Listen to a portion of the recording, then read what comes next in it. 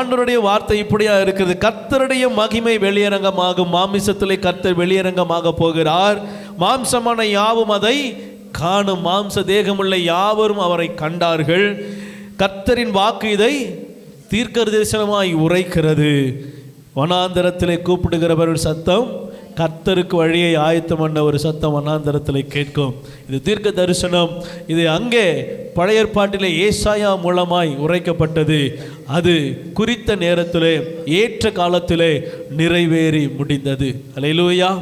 அங்கு தீர்க்க தரிசனம், வசனம், வார்த்தை நிறைவேறுமானால் என்னுடைய வாழ்க்கையிலும் நம்முடைய வாழ்க்கையிலும் உங்களுடைய வாழ்க்கையிலும் அவர் கொடுத்த வாக்கு தத்தம் நிறைவேறுதலாக இருக்கிறது. அல்லேலூயா.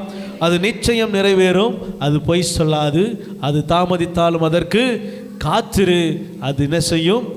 நிச்சயமாய் வரும். அது சீக்கிரமாய் வரும். ஆனால் காத்திருப்பது மிக அவசியமாக இருக்கிறது.